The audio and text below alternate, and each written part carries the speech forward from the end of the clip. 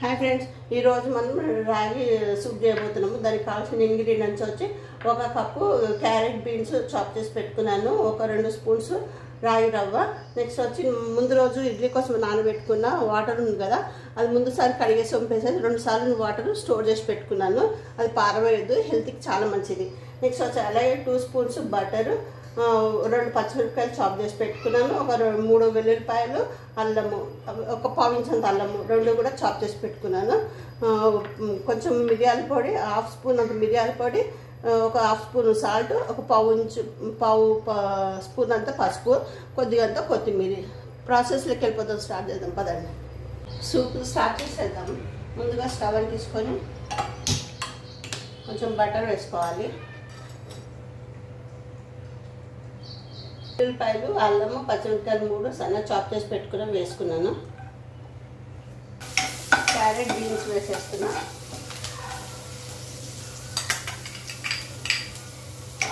Salt, పసుపు కూడా వేసేయాలి.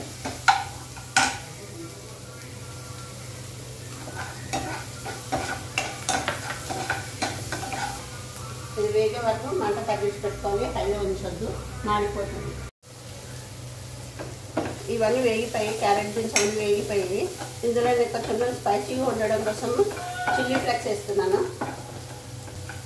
ఇప్పుడు ఇందులో ఇది ముందు రోజు ఇడ్లీకి నానబెట్టుకున్న వాటర్ ఉందని చెప్పాను కదా మీకు. ఇప్పుడు ఆ వాటర్ పోసేసి ఒక 10 నిమిషాలు మసాలా ఇవ్వాలి. అది బాగా, వీటిల్లో చాలా ప్రోటీన్స్ ఉంటాయండి.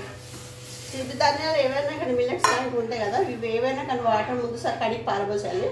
2-3 టైమ్స్ పోసి పెట్టుకున్న నీళ్ళని స్టోర్ చేసి పెట్టుకుంటే నెక్స్ట్ డే సూప్ లాగా తాగడానికి యూజ్ అవుతాయి అన్నమాట.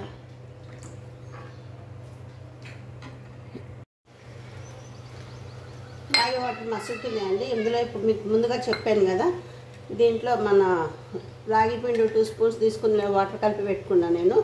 ఇప్పుడు ఇది ఇందులో పోసేద్దాము. రమ్స్ లేకుండా కలిపిపోయాలి.